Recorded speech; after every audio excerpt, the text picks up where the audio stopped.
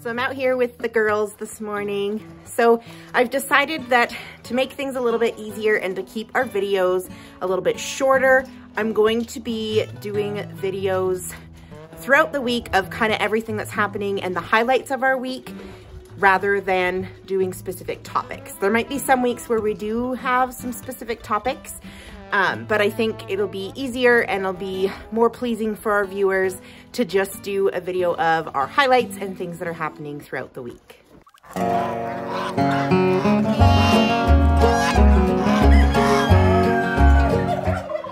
So highlights of our week, definitely getting the goose eggs. So only one of the girls is laying currently, I'm pretty sure, because we're only getting one goose egg every other day, and geese tend to lay only 3 eggs a week usually.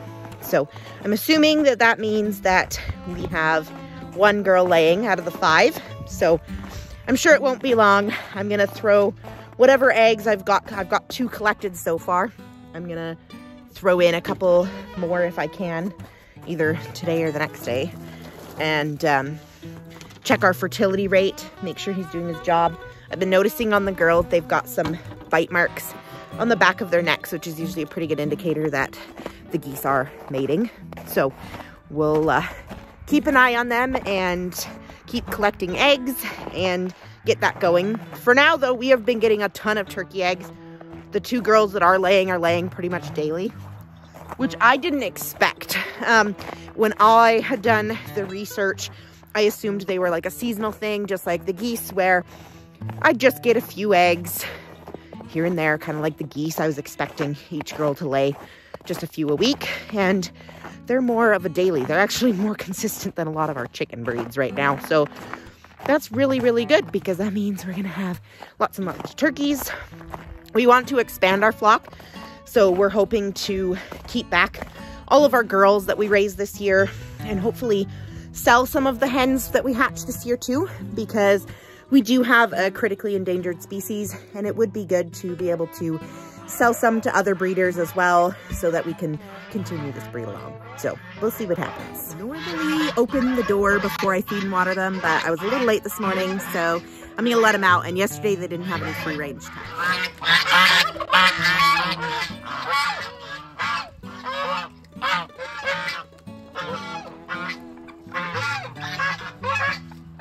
Our blue layer flock got a little update. We got 2 Wheaton Americana boys to go in with this flock. The other one's over there. And I am so excited. They are gorgeous boys. And we'll produce some beautiful blue layers with our girls. The girls are getting really close to their due dates, so I've been watching out and keeping an eye on specific things. So looking at the back end, they're droopy, they're goopy, and they're starting to bag up. This is our mama who's had kids before. The girls are fighting over grain this morning. I'm starting to notice, are making a bag. So you can see, this is Star here. She's never had babies before, and she is starting to make a lot of milk. So that's a good sign that things are going to be soon. Now, her sister, I noticed just in the last few days, has started making a bag as well, and she hadn't been before. So really exciting. We don't have very much longer to go. For a while there, I thought maybe Star would be due in a couple days for March 3rd. But looking at her, she's kind of on track with everybody else. So I'm still going to keep an eye on her. But I think we still do have a couple weeks before we can expect some babies. The barn door has worked super well. We started locking the girls in because they were sleeping outside in the hay. And I want the babies born in here where it's safe, where they're out of the elements. So they have not been super happy about having it in, but I think it's good for them to have to be in. So, all right, girls, just a minute. Go, tuck it over. There. It has gotten extremely wet in here. Their shelter is still nice and dry. I've been checking it, so that's been good. The girls are looking really good.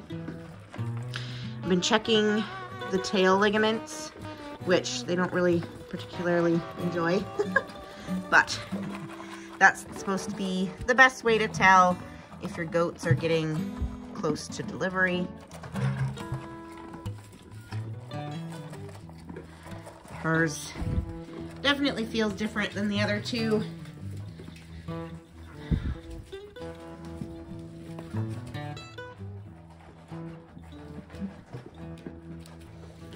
But she's still doing all right. You can see her little bag there because she's a first timer. The bag is a pretty good indicator that she's gonna have a baby soon. But her sister is about just as much bagged up as she is. So still gonna keep locking them in here just because. But I do feel like the ligaments don't feel like they all feel about the same. So I wouldn't say that she's any closer to kidding than the other ones, which is really good because this week is a bit crazy for us. Hey, sweet girl. You loving the sunshine? It's so beautiful. Beautiful spring weather. All right, here she is. This is my first homemade incubator that I made last year for goose eggs because goose eggs are so large. They're like the size of my hand. I'll show you guys in a minute. So this homemade incubator is just a plastic tub with a lid. I drilled some holes in it for some air, holes to put the light bulbs in. So there's a light bulb on this end, light bulb on this end. And then bought this thing off Amazon that controls temperature. It's for reptile aquariums, but you can also put it in your greenhouse or whatever to keep the right temperature. So inside here, I can just put down shavings. And there's the 2 light bulbs. The tin foil helps reflect back so it stays in there. This probe is for the heat. The light bulbs are both 75 watts, I believe. They're either 75 or 100. It's been a while. And that's so that it maintains the heat in here well without the light bulbs having to go on and off very often. This incubator was incredibly accurate last year. And I think at one time, the max I could fit in here was 18 goose eggs. So it actually holds quite a bit. I can feel the heat in there, so that's awesome. So it's heating up well. There's enough space that I can see in there quite well during the hatch. And I hatched out all of my goslings in this last year, and it was so good. I had really good fertility and really, really good hatch rates, around 80 to 90% with this.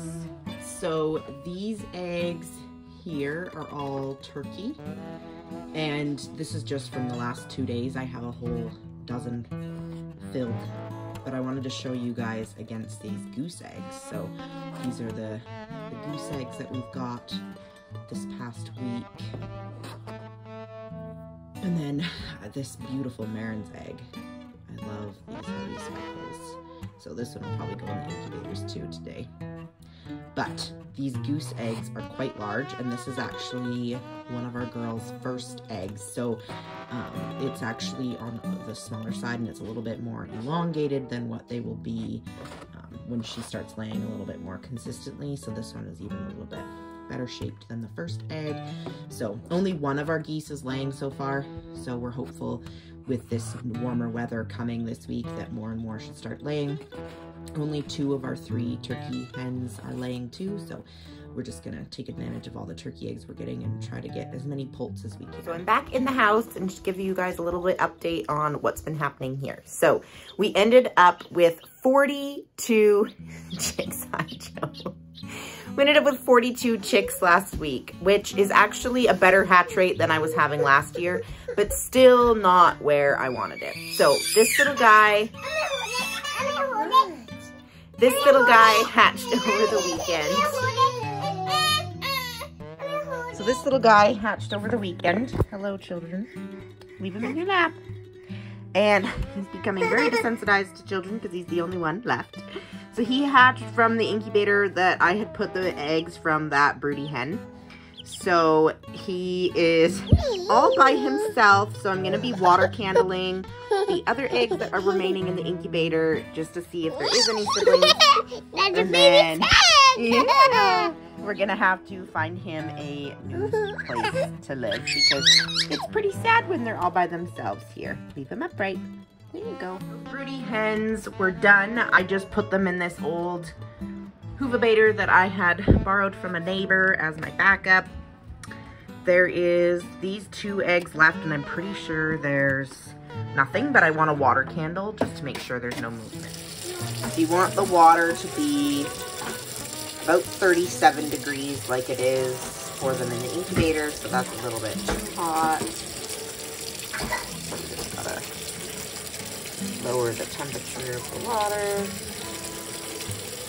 There we go. All right.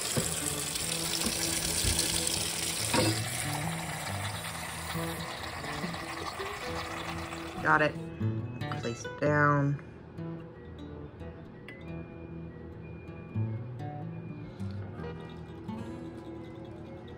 So this egg sunk right to the bottom, so it is definitely dead. All right, next one.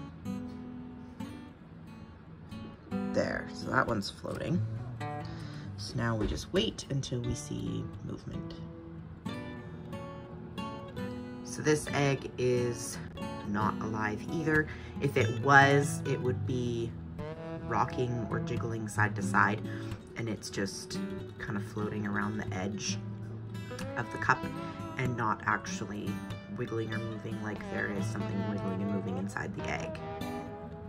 So because we live in such an old farmhouse, our electrical is a little bit sketchy. So we don't like to have too many incubators running in the room, and I only have one room in my house that really works well for running incubators. So I have had to improvise and bring some over to my mom's house in her basement so that we can keep these incubators running. We currently have 5 going. I've got one with some turkeys in it.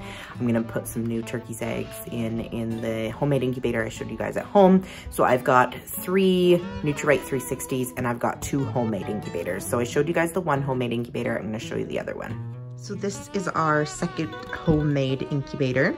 This one I ordered this huge styrofoam box from Amazon, and it comes in this big box. So I just leave it. Last year I didn't leave it in the box, and I should have, because it holds the heat so much better.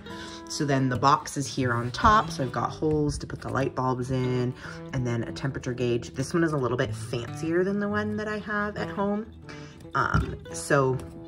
And then I was able to cut out a nice window so that you can actually see in there and see all of the eggs. So I'll open it up and show you guys. It requires 2 hands to suction it out of there. So that's just the probe in the bottom, light bulb on each side. I've got some temperature gauges in there, humidity gauges, water in the corner, and then I have stacked these eggs. I did the same stack method that I've done and showed you guys previously, and just did it in the homemade incubator, and I found that I could fit just as many in here as I do in the Nutri-Rights. So there's it with the lights turned on. You can see all the beautiful rainbow mix eggs we've got in there for chick orders. 3rd Nutri-Right that I have in the basement here. So it's loaded. I just put the last batch of eggs in there.